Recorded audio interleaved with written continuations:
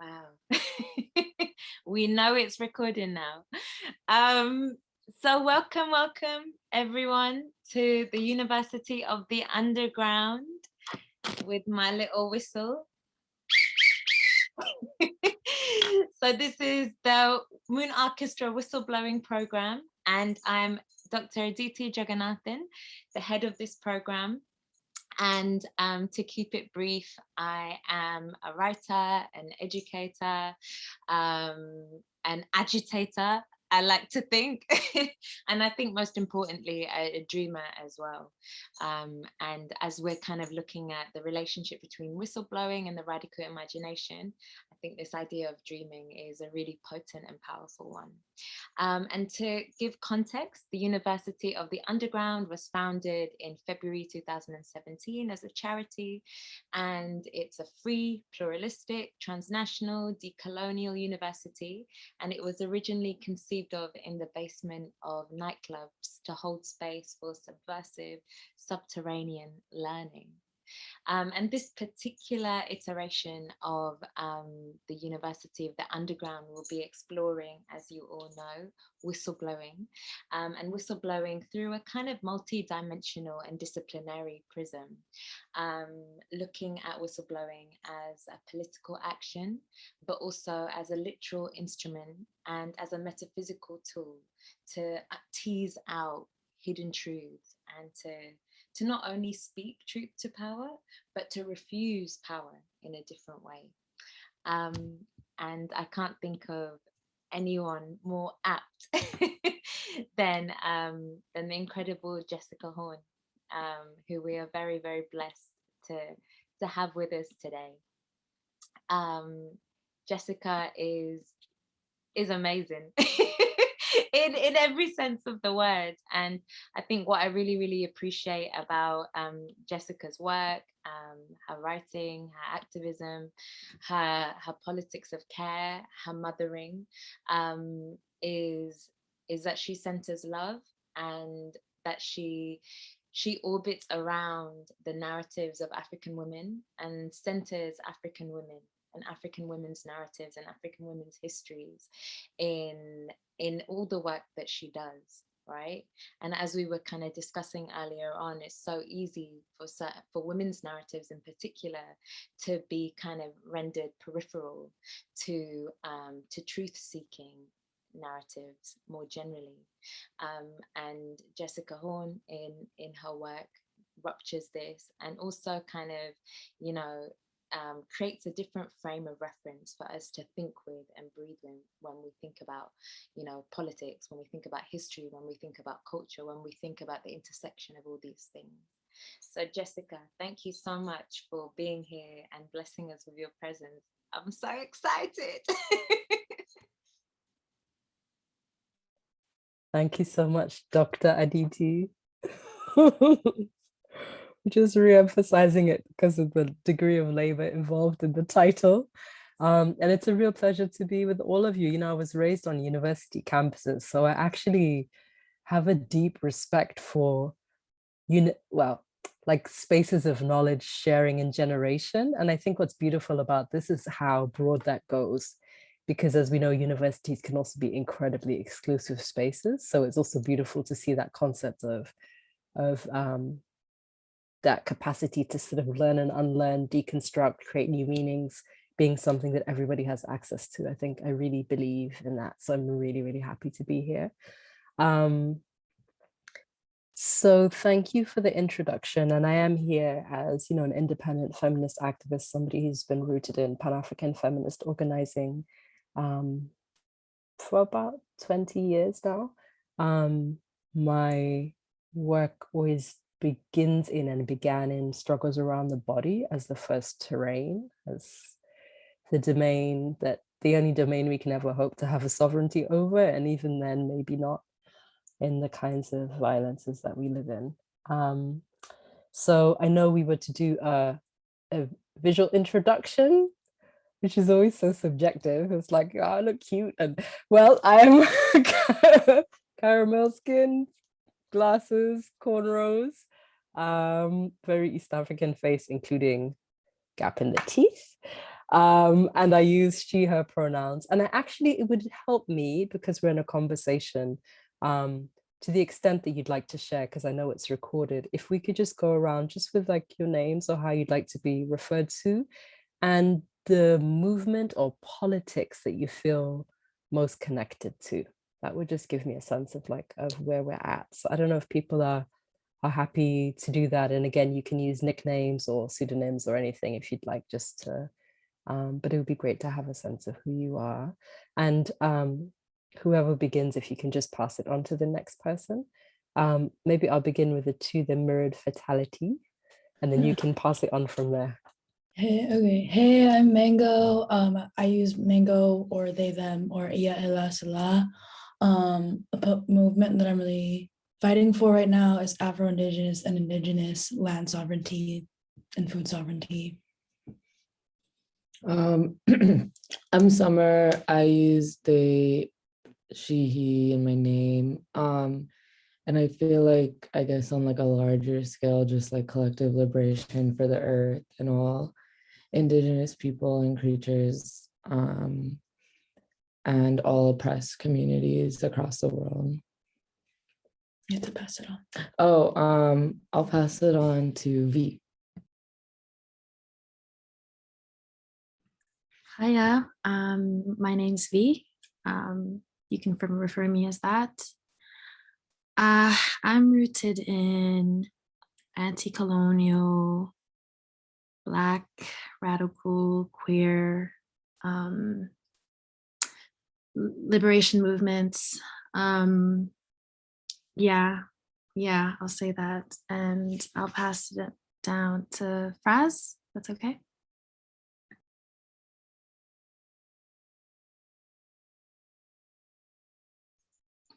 Hi, I'm Frazes, they, them. Yeah, I suppose I'm kind of just interested in like finding out more about like what's shifting and like expanding my practice, which is generally kind of music based, but often engages with like queer stuff.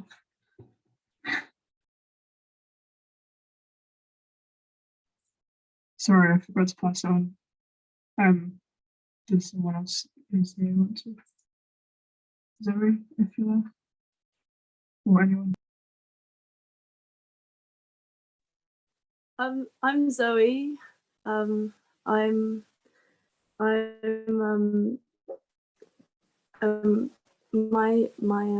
thing I'm like most questioning at the moment is what in, like, I would say Europe, but of course around the world, has been like rewritten. The Catholic Church has rewritten the history of, and meaning that what was there before has been forgotten or retold by the church, and what norms and like structures come out of the church being put in place. Yeah. I don't know if you can hear me. My connection is quite poor right now. Yeah, that's okay. It came in and out, but it was clear. Thank you. And if you want to pass it on. I'll pass it on to Isha.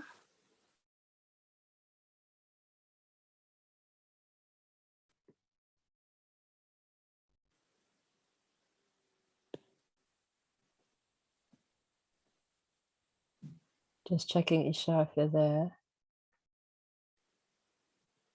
No, maybe not. We can maybe pass on to Lay.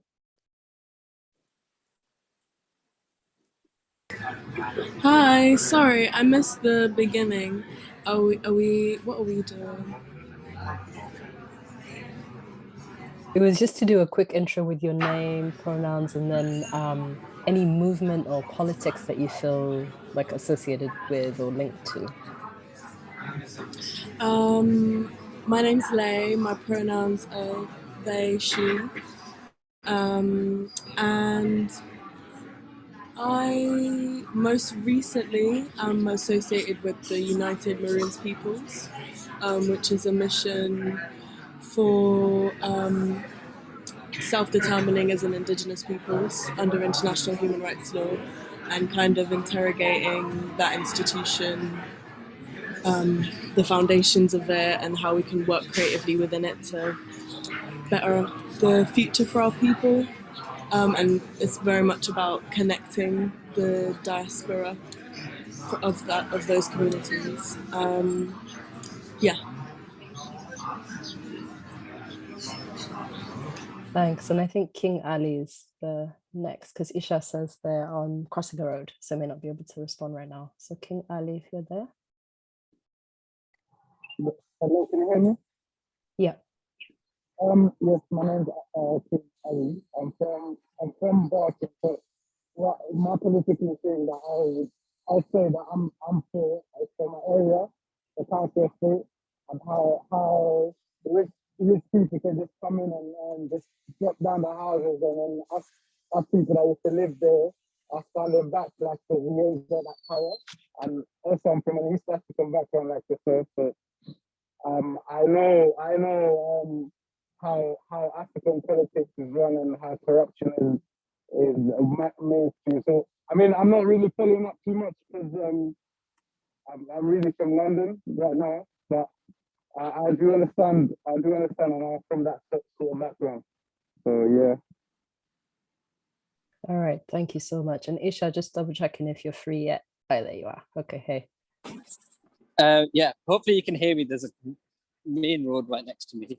Yeah, but I'm Isha, and I'm interested in looking at the pre-partition Punjab, looking at the fluidity of faith and language and poetry and that kind of stuff.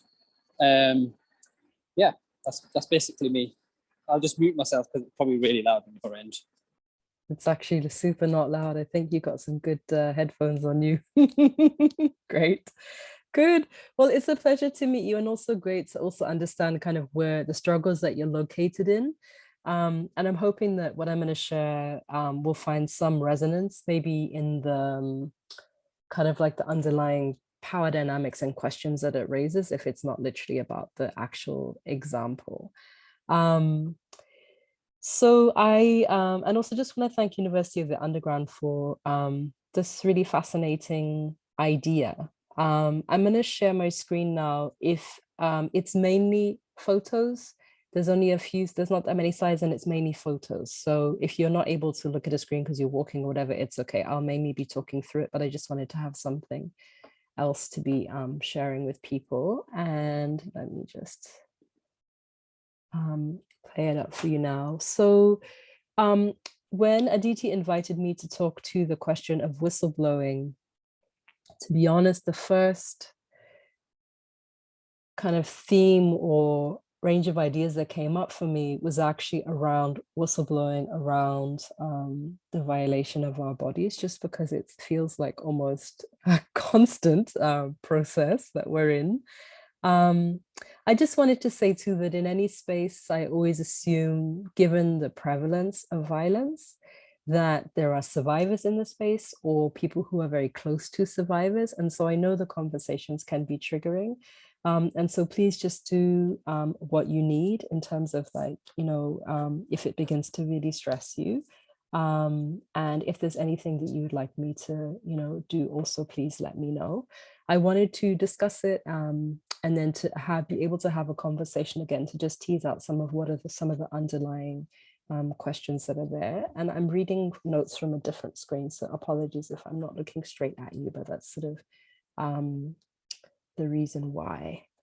And I love this idea in the framing of this whole exercise, that it's like whistleblowing turns up in many different ways. It can be both super loud, but also really quiet, but quite like widespread, or kind of helping to form a sense of movement, right? But that also by any rupture in a system, any rupture of saying the emperor has no clothes or questioning, it also helps kind of unravel, right? So this idea of ecosystems built on lies unravel and new ecosystems emerge. And again, this to me is really interesting because it's about that, what resistance offers, which is this, you know, almost like, it's like oceanic, you know, potential to just constantly chip away. and change things, you know, constantly reorganize our ecosystem towards something that feels like it's something that we want to live in. So in terms of the actual case in question, when I thought about whistleblowing, I took in some respects almost quite a literal reading of it. And it made me think about the activism that emerged around the rape trial of Jacob Zuma, who was a very senior South African politician. And so I wanted to go through a little bit of the history of it and some of the dynamics around it, just to help explain, again, to then be able to go out into a broader conversation about what some of it raises. And again, I know the content is you know, is distressing in a way. I mean, when we're speaking about rape, but I just wanted to, I felt that it was a useful one because it had so many interesting dynamics and complexities. So to just maybe begin by exploring kind of the series of events. So this whole issue emerged in the context of South Africa, which was about a decade out of apartheid. And, you know, South Africa is a fascinating place because in its post-apartheid constitution, in the new South Africa, has an incredibly progressive constitution. There's an acknowledgement of queer presence, there's an acknowledgement of women's rights. In as much as, you know, constitutions can be progressive documents, it actually, you know, in a way is the culmination of and reflects the nature of the best of the resistance politics of the anti-apartheid struggle. And it's also an environment where, because that anti-apartheid struggle was so rooted and so grounded in grassroots organizing, it's also a national environment where there's a real capacity for political analysis, okay? And that's one thing you'll find in South Africa, is real capacity for political analysis, which is very widespread. And within it, a very active feminist movement who've also, you know, been able to be visible in the process of kind of establishing the terms of the new South Africa, but also kind of, again, in, you know, engaging on different kind of big issues as they come up in the country. And at the same time, of course, living with a legacy of deep structural and direct violence, which is very much manifesting in interpersonal violence in, you know, the independence era, and also a situation then where, you know, there's incredibly high rates of violence against women, and in fact, like the highest in the world. So in November 2005, a woman who came to be known as Kwezi alleges that she was raped by Jacob Zuma. This man had recently been relieved of his role as the deputy president of South Africa, due to corruption allegations. Now, she was 31, an activist herself, working in feminist work around HIV positive. And her father had been an elder struggle comrade to Jacob Zuma and had served in Robben Island. They'd served in Robben Island together in prison as political prisoners. And culturally speaking, Zuma was her uncle, you know, with the way we have extended connections in African context. So considered culturally to be her uncle. So she goes to report the case and then realizes from the initial reactions that this is going to be an issue. And so she seeks solidarity from the movements that she's been a part of. So feminist movements, from people living with HIV, from queer and LGBT movements, from the movement to end violence against women, which at that time included a group of men actually working on, in a feminist way, on ending violence against women. And so this group of activists begin to come around her to create like a solidarity base. And it was called the 1 in 9 campaign. So in December, Zuma was actually charged with her rape, and the trial begins a few months later. What happened in the context of that trial and its like aftermath was, I think, something astounding for people. But it's relevant when we think about what happens when people make claims against men in power, particularly when it comes to questions of rape and sex and violence. And, you know, who rallies around who, what arguments are used, and what transpires in the end. So I think one of the most fascinating things was the ways that this sort of groundswell of people begin to rally around Jacob Zuma. And, you know, there was this fascinating narrative that began to build, which was drawing on both cultural nationalist ideas around what it means to be a Zulu man, and liberation era kind of masculist ideas around leadership and conquering and what have you. And it created a really toxic mix of ideas that, again, were paraded both inside the court, but also outside in the streets. So there was this whole kind of embrace of Jacob Zuma as a Zulu boy, and this idea of a kind of virile masculinity that, of course, would be something that would want to offer sex, as it were, to any woman who seemed to be wanting it, right? There's also this whole big link that was created between Zuma as an individual person interacting again in allegedly violent relationship, of a violent interaction with a woman, and this idea of him as this, you know, liberator, right? So defending the revolution, right? If you support him, you're defending the revolution and sort of defending this legacy of brave men who stood for the country and risked their lives for the liberation of the people. Interestingly, Zuma himself really played into this whole narrative. Outside the court, he sang struggle songs. He chose to testify in Zulu, even though, I mean, he could have spoken English. He's also obviously a senior government official, but he chose to do that as a way to really reinforce his cultural location. And so then the legitimacy of this whole masculinist cultural ideas around, you know, how his actions were justified as part of being a quote unquote man. And the attacks on Kwezi herself were really vicious. And what's interesting is that they were from women as well as men. And I'm not going to get into the details of some of what was said, because again, it's quite, it's very distressing about what was said and done, but a very, very, very violent rallying against Kwezi. And again, this almost idea of her being a traitor that needed then to be kind of, you know, taken out of community.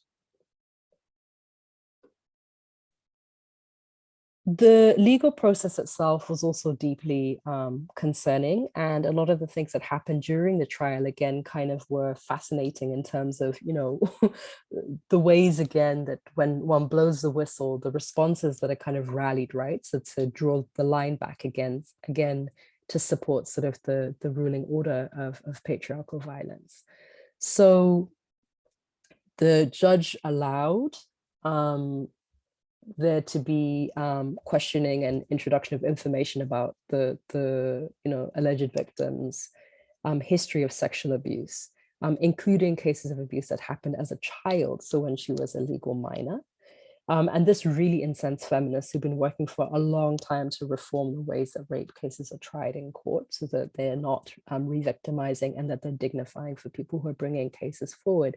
As we know, most all over the world, most rape results in impunity. So it's really vital that whatever processes we use, and again, they don't have to be, you know, criminal justice systems, but whatever processes we use actually come to something that looks like justice for survivors. So what's interesting also then about Zuma's defense is that he never denies sex. What he claims is that it was consensual, and that she was clearly wanting to have sex because she was wearing a kanga, which is a piece of cloth that we wear in, it's actually East African fabric, but like you wear around, you know, if you go to bed in like your PJs, basically. So she's like in her PJs, and for him, this constitutes basically a demand for sex, which he felt as a Zulu man he needed to respond to. He also knew that she was HIV positive and had this allegedly consensual sexual act. Well, in the end, they decreed it was because he was acquitted, but he knew that she was HIV positive. And he said that because of that, he had a shower after sex to prevent HIV transmission. Of course, in a country that had, incredibly high rates of HIV, and where he was the head of the South African National AIDS Council, this was obviously like, people were in the HIV community were just completely like shocked and disappointed and discouraged by that, because again, it's just a piece of clearly, inappropriate information, and clearly based in no sense of how people know HIV prevention happens. And interestingly, prior to all of the trial going ahead, Zuma himself had actually offered the family a traditional process, exchanging cattle and such, which in some respects actually suggests that something wrong was done, right? Because you don't do that unless you've crossed some kind of social boundary. In any case, on the upside. So at the time that the story broke, and then really until Zuma fell from political grace, I mean, he was eventually acquitted, actually quite quickly acquitted, and he then went on to become the president of South Africa. And so, he continued to be in favor with all of, the ruling African National Congress and with a lot of actors. So until his eventual fall from grace, very, very, very few people spoke up in support of Kwezi. And actually it remained dangerous to do so, right? And to support her side of the story. So in the street, the 1 in 9 campaign activists came together. You can see them here. They had these purple shirts, solidarity with women who speak out, against her will is against the law. And they had all of these slogans, and they came down to the courtroom every day that the case was taking place to demonstrate. And this was increasingly dangerous because, again, huge crowds of Zuma supporters were there, and who were also very aggressive towards them. But they continued to do this, and they continued to be present, and they continued to speak up and continued to raise their voice in this way, which was incredibly important as a counter narrative to, again, the deeply problematic narratives that were taking place. In addition to that, I mean, literally a handful of public figures and political figures came, forward to support and offer their support to Kwezi and to question of the trial. And again, that was a deep disappointment in a country that had been pledging, to create an non-racist, non-sexist South Africa, that there was so little support for this idea that, that perhaps she had a case, that perhaps, there should be a fair trial, and that there shouldn't be such kind of vitriol, framing her claim in a court.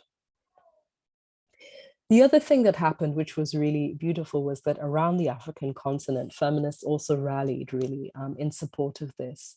And, I pasted a section of one of the statements that was put together. This was by a gathering of feminist activists who come together to look at questions of HIV and violence, 54 women from 21 African countries, and just highlighting that, they have an analysis of all of the problematic content of the legal process and, the ways that Kwezi was framed. But, they also say she has our love and support, which really was a kind of deep way of saying, we are listening to this woman and we are hearing her voice. And we want to show that as she's going through this, we're standing by her. And to also say that really to affirm the African continent, women in the African continent deserve better than this, right? And that all this kind of, again, framing that had happened was just this absolute red line in terms of the ways this is absolutely unacceptable in terms of our lives, our bodies, and the ways that we should be treated. And to be fair, regardless of whether you think the violation happened, all of the process around it really was off par and really should not have happened in that way. And again, all of the kinds of violences that were rallied to support this defense of Zuma remain deeply problematic, regardless, again, of whether or not you think, the case happened or the rape actually happened. I think there was also other interesting solidarities, and for me, this is one of the most humorous, but it also speaks in a way to the power of art or the power of alternative narratives. So there's a quite well-known South African cartoonist called Zapiro, and when the trial was happening, he began to portray Jacob Zuma with this shower over his head. So every political cartoon, regardless of the actual content or the subject matter, would show Zuma with this shower on his head as a way of signaling to that whole idea that he had said he would take a shower to prevent HIV. And so he produced a number of cartoons. And again, even when Zuma was president, he was producing these cartoons with the shower. At one point, Zuma actually took a defamation case against him because he was, obviously frustrated that he kept being presented with this shower on his head. But Zuma himself actually eventually had to drop the case and Zapiro continued. But again, it's just interesting to think about the ways that people express dissent or kind of, keep certain conversations alive in the public narrative. And sometimes they're in unexpected ways. So again, even though the issue itself, Kwezi, whose real name was Fezega, she, they burnt her house down, and she ended up having to go into exile. She was living in Tanzania, very difficult, obviously. I mean, it was a terrible experience, and again, of being forced to, so many violences against her, the way she was treated, in the court and outside of the court, and so. What's interesting to me is that a generation later, the sense of indignation and sense of solidarity with the question of her experience remained. And this image that you can see now is of a group of young women who are at the University of Pretoria, or who are at university, sorry. Many of them were part of Fees Must Fall and others movements. Who turned up at an election results center in Pretoria when Zuma was giving a speech and did a silent protest and just put these signs up. Everybody knew what it meant, right? Remember Kwezi, Akanga, 10 years later, right? Just to say we haven't forgotten. And this is not something that we will forget or forgive quickly. Unfortunately, very soon after, Fezega passed away. And that was also something, again, incredibly sad because she died at 41, which is very young. And, obviously a source of great distress for the activists who had supported her and, been trying to engage in, the potential for justice for her. So what does this all mean and what does this all say about whistleblowing? Well, I think one of the things that's fascinating to me is the way that whistleblowing really almost like shines a light onto hidden and invisible power dynamics, right? But we often see the visible power, right? That's a lot of our activism is, we speak about it in terms of the visible power, visible acts of silencing, of visible acts of oppression. But there's so much that happens in the hidden and invisible spaces, right? And in a way, our activism is only deep when it engages that and is able to bring it to the surface. So one of the things that whistleblowing does is that it exposes, it sheds light on the hidden and invisible power. In the hidden power space, it sheds light on who's supporting who in the background, who's keeping certain people, right, in power, who's keeping certain conversations, who's forcing certain framings onto a popular narrative, right, and how that dynamic is happening. And at an invisible power level, it also shows us, the norms that we're willing to comply with, right, and the norms that we're willing to rally around that in essence perpetuate violence. So in a way, that whole resurrection of this cultural nationalist discourse, right, was making the invisible power dynamics around patriarchy super visible, right, in terms of what people were willing to deploy to defend somebody that they believed in. And so it's why when we look at, the question, we believe you or we believe her, right, just those three words, they're so powerful because what they do is they rupture this kind of hidden and invisible power and say, firstly, you can't control us and making us, side with you and say that your position on this is the position that we take. But that also it shows a deep, deep, deep solidarity, right, with people who have been willing to step up and say, there's been a violation and it's wrong, and I have a right to justice, or we have a right to justice. So there's actually a great power in any solidarities that we do. Here, you're talking about housing rights, you're talking about environment, you're talking about decolonizing. Any moment you say the equivalent of we believe you, we believe us, right? In and of itself is this kind of active dissonance and act of resistance. I think it's also interesting to see, you know, how echoes of resistance, right? So it's so important to resist, but also to show solidarity for resistances that have happened in the past and to remember them. Because impunity, to be honest, is the dominant experience of our lives and the dominant experience of, you know, of justice or injustice, right? most things never come to a just end, right? But by blowing the whistle, people see that it is actually possible to say no and to say that this happened. And as far as we're concerned, it's true. It's true what the whistleblower says. I think also there's a need to really think about the loss, right? Because in any moment of challenging power, systems of mainstream power will always try and make it difficult to resist. And they will always put a level of loss, right? There'll always be a calculus of loss. So they'll always make it difficult by saying, if you question me, if you question this, you'll pay, right? And so one of the things about solidarity is that what it does is it shares that loss, right?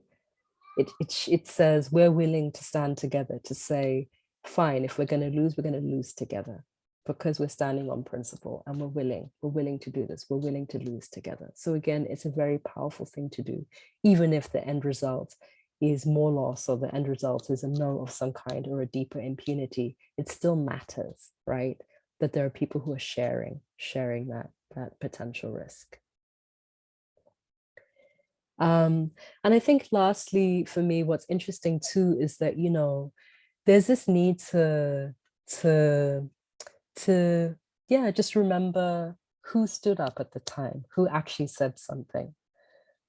Interestingly, in this context, there was a little bit of a debacle because some years later, when it was far safer, when, you know, Zuma was in less favor, more voices and more mainstream voices started to come out with stories about this case, etc.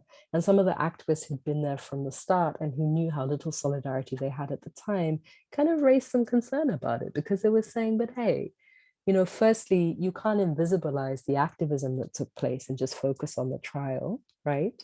Because the activism was as critical. But then secondly, how does this work, right? You're willing to speak now, but you weren't willing to speak before because there was some risk that it carried. And so I think there's something there also around just, you know, how do we work on that? How do we make sure that, you know, struggle is not misattributed, that struggles aren't co-opted, and that we can, again, you know, give due credit when it comes to thinking about, you know, who resists at the moment when there's the most to risk. And, you know, lastly, I just want to say that I know with the, as they call it, the Metoo movement, you know, the same thing happened, I know, with this whole question of the hashtag, and, you know, people were saying, you know, I'm so bad with American celebrities. I'm like, who's that? Anyway, there was the American celebrity that had put it on. And then, you know, people were saying, but wait a minute, a Black woman had actually started this, and she was, you know, working in anti-violence movements, and we need to attribute her to Rana Burke. We need to, you know, make sure that she's duly credited. And I agreed. But I also think that even more than that, the thing that was never said was that, and this movement against violence against women, and violence against queer people in a broader view, is a global phenomenon that was kind of, you know, like it exists in grassroots mobilizing everywhere. So it also wasn't just one woman who created this, right? The movements have been there for generations and have been growing slowly, and every movement that has come out in different, Take Back the Night, like all these different things that have happened, women working on, you know, violence and war, all of this stuff, people working on, you know, homophobic hate crime, all of that, right? Is part of this global movement to say, no, we refuse. And so for me, I think it's really critical that we also always remember that. Because again, what it does for us is it expands the lineage of struggle that we're linked to. And it reminds us again of how many there are of us. Because when we start just focusing on one person here and one person there, it makes it seem like a tiny movement, or not even a movement. It makes it seem like a one-person show, and it's not. So I feel like it's also really vital as we think about this whistleblowing to think about collective struggle, right? All of these things are they're rooted in collective movement. And again, that we always have to ask if it's not cited, to say, what's this a part of? Like, you know, what's the history of this? What legacy is it drawing on? Who else is part of it? So that we can properly account for what's going on and also what its contribution is. So I wanted to stop there so we have some time for questions and conversation. And I just wanted, you can throw anything out and see, you know, see where you're at with this.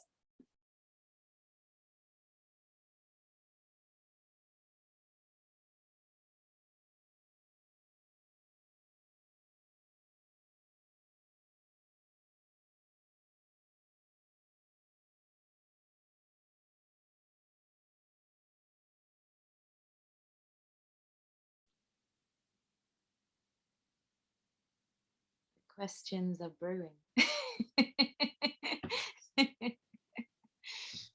It's also heavy content, so. Yeah, it is. I guess as you were speaking, I was thinking about like kind of the contemporary kind of feminist landscape in South Africa, and whether that kind of moment did kind of create a transition or a shift or a change somewhat in how kind of feminist work was being done. And if something like that happened right now, would there be more mobilization, right? Because maybe, like you said, maybe there is less risk, right? Well, I think it's kind of interesting, like at the moment the R. Kelly rape case is happening, or it's just happened. And that had, like, because of the following that R. Kelly has as a musician, he has such a huge backing of fans who would do anything for him and do anything to protest and defend him as an artist, and him as a like person, like of God almost, the way that he presents himself. And so there is this massive like parallel between what is happening and what the fans are aware of what's happening and what people actually want to believe about the figure that they love so much. So yeah, as a comparison, the case seems quite similar, because you have Zuma, who's got this like nationalist political figure who has a lot of backing from people who don't who believe in South Africa as a nation, and there are people who believe in R. Kelly's music as something that's not like something to be unquestioned as well. Yeah, exactly. And I think too, the way that like the collateral damage of women's bodies is like almost one that people are willing to take, right? So it's like, who are the marginalized others that basically we can sacrifice in order to support our heroes, you know? So, you know, if he had done something against, you know, allegedly, so I use that language, but against a political ally of equivalent status, would there have been the same response? It's almost like, who is sacrificable? You know, who are we willing to throw by the wayside in order to defend our heroes? And I guess for me, what the activism does is it tries to reverse that logic and to be like, you know what, these bodies you think that are disposable, they're not, because they're our bodies, and we know that we have equal rights, right? To presence, to be here. And so we're not willing to allow that exchange, you know, we're not willing to be the thing that you throw away in order to have, you know, to defend your hero. Yeah, no, but I appreciate that parallel, because it's a weird dissonance that can happen. But in the title of the talk, it's about the after or before the hashtag #MeToo movement. So would you say that the #MeToo movement would help to like unionize and mobilize the people who have something to say against, or not, or is there something different that you would? It was partly just a way to flag that things had happened before that, so that we have this sense of history, that there's like a legacy of things that around, because the Me Too is really around blowing the whistle on very powerful men in Hollywood, right? But that dynamic of trying to, you know, bring to account people who are in the community, have a lot of respect for whatever their status is. And so, you know, that has been going on for a long time, right?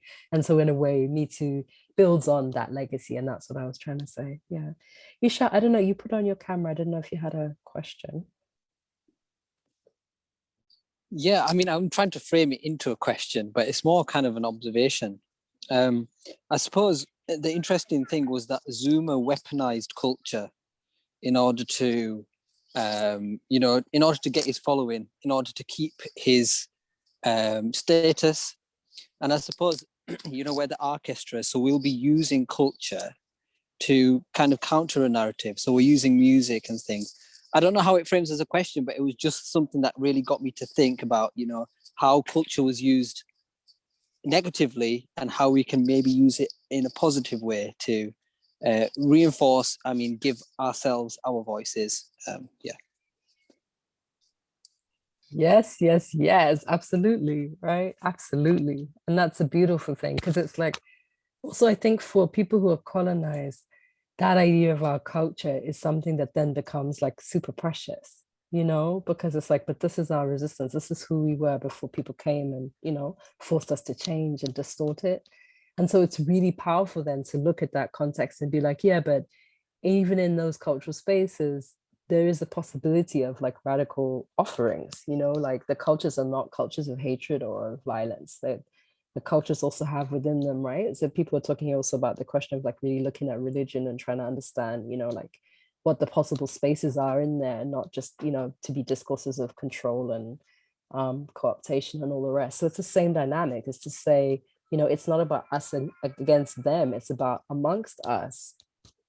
You know, we also have a right to offer different interpretations of who we are as people, you know, and that our own contexts also offer beautiful radical notions of belonging and deep respect, mutual respect, you know, and ways of living together, you know. And so in a way, it's an affront to say that the cultures support violence, because, you know, why would we want to perpetuate that as what belongs to us?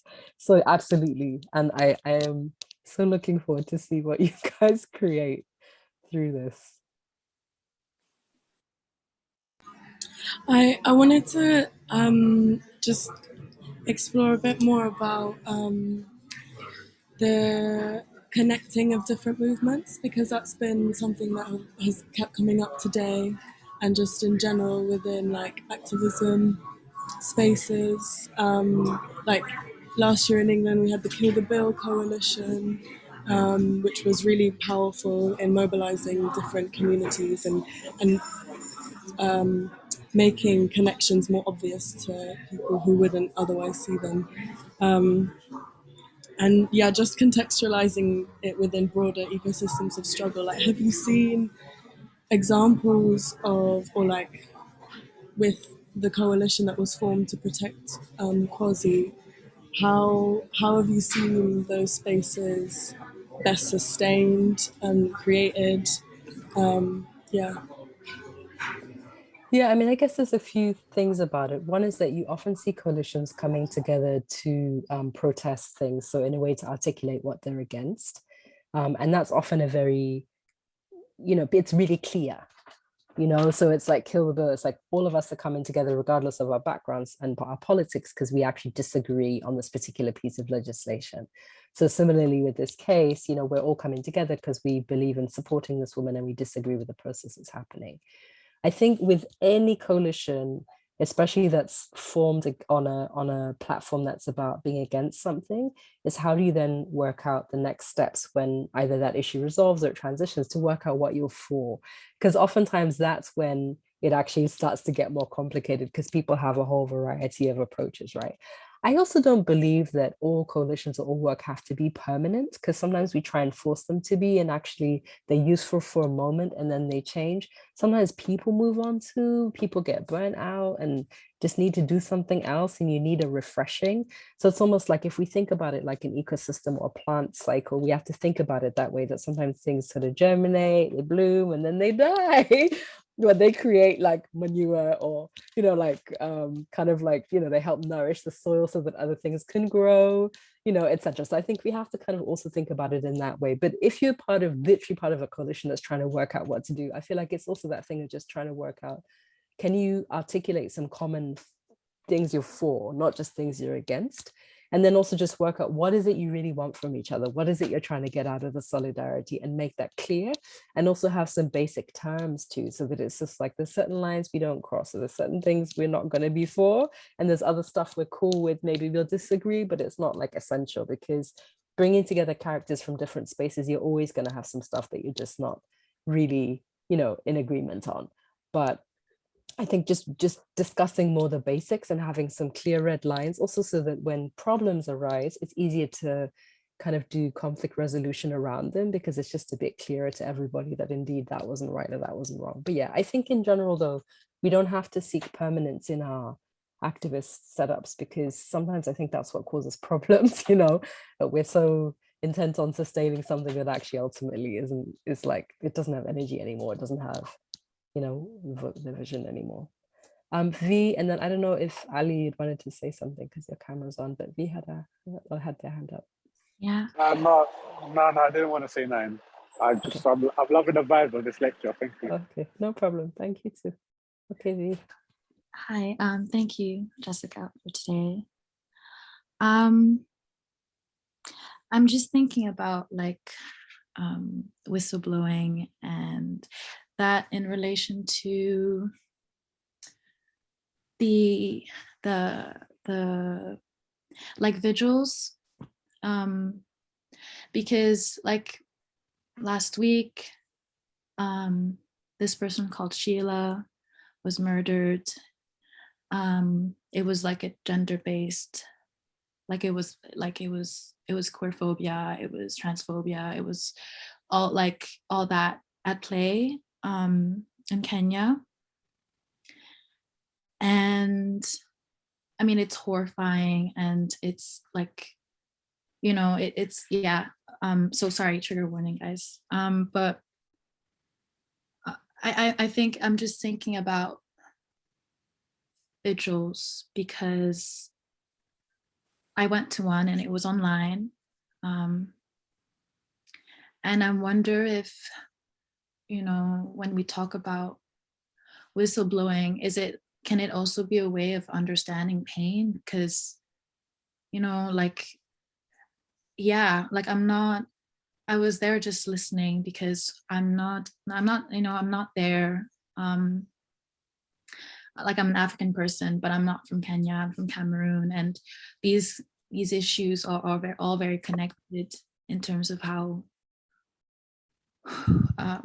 but like, yeah, these vigils, and I've been to a couple in the last couple years. I am thinking about how truth comes out in those moments, especially when, because it's a gathering, it's one of like mourning, it's one of like sometimes joy. So I don't know, I'm just thinking about whether whistleblowing can be thought in that way too. I don't know, and just because it's not really, we're not speaking to these people that committed it, or the state for not saying shit, we're like, it's like, it's us, like it's ourselves, I guess, trying to figure out what happened and why it happened, because it doesn't make sense, like often it just doesn't add up. So I just, yeah, I don't know. I don't know if it's even, it is a question, but it's also, I guess, it's what you've been talking about, you know, like I can't not think about it. Mm. No, absolutely. And yeah, Shayla Lumumba, right? And I think that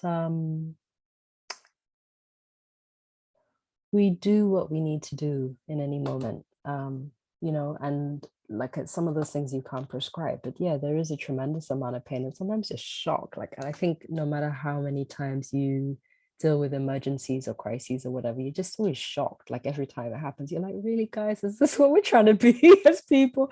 So, you know, people need to come together. And I think the vigil, even if it's small, is still a witnessing. It still is a whistleblowing in the sense that it's saying, you know, we don't agree, like we disagree, you know,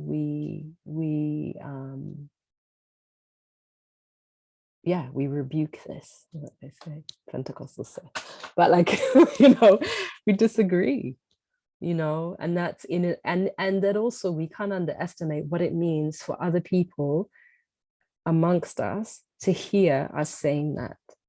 Because when you're in a dominant narrative that says that something is fine, even one other person saying, actually, it's not fine, right, matters, you know, because it's affirming the feeling that you have that that's an injustice, and that even if everybody's saying it's okay, you're saying it's not.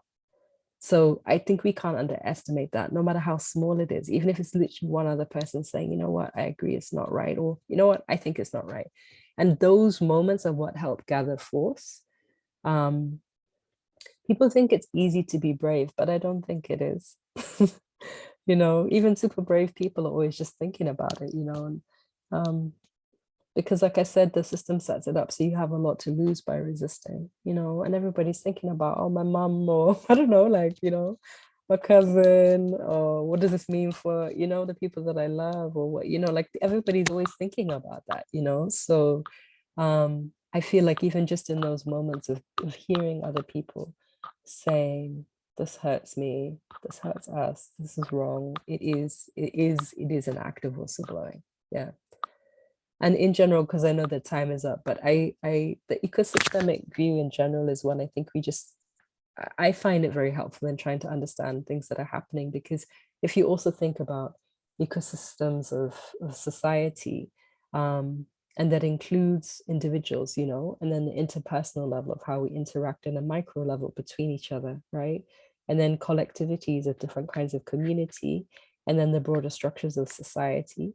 And you can think about that again with whatever geographic domains, including transnational, you know. And so we can think about the resistances that take place in each of those spaces, because so much of our activism has shaped us to think that the only thing that matters is the interaction between collectivities and the state, right? And that's kind of the only relevant piece of the ecosystem. But in actuality, there's all these other pieces, like what we do inside ourselves to reorient ourselves, what you guys are doing here, and you're learning and you're coming together, interpersonal sharing energies, right? Sharing the politics, and you keep moving with it. So I feel like that's the way we can think about it. And if we use that, we can then see where resistance lies in all these different spaces in the ecosystem, and not just in one piece of it, which, like I said, is often privileged when we do our analysis. I'm seeing the compost empires. Nice. Yeah, nice. When we come together to grieve, to cry, and to sob, to chant and recite prayer, and offer words of love, to do so when we are meant to be productive and persevere. I do think grief portals and spaces for us to breathe is also whistleblowing. Yeah, that's beautiful. Yeah, good. Well, that's your wisdom. So it's a good space to end. Yeah.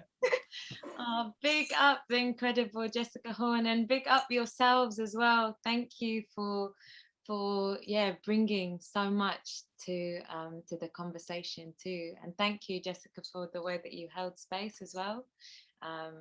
It's really, really beautiful, and I think it's kind of given us a lot to think with and to dwell in, you know, and it's going to be something that I think we'll carry with us tomorrow when we continue our conversations, and in our creative work as well, in our collective creative work. And I think, you know, the emphasis on the collective is such a potent an important thing for us to kind of to embody and think with.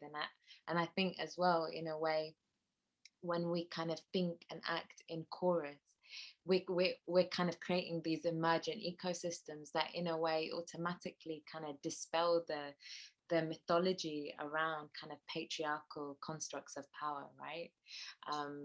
There's something new. There are otherwise impossibilities kind of merging and forming that are kind of taking place right now, you know, within and outside of ourselves. And yeah, thank you for kind of bringing that and reminding us as well of the power of that. Yeah, thank you so much. All right, beautiful people, have an amazing time with this. And yeah, I look forward to seeing what you guys make. All right, be well. Big All right. love. Thank you so much. You're welcome. Thank you. All right, bye.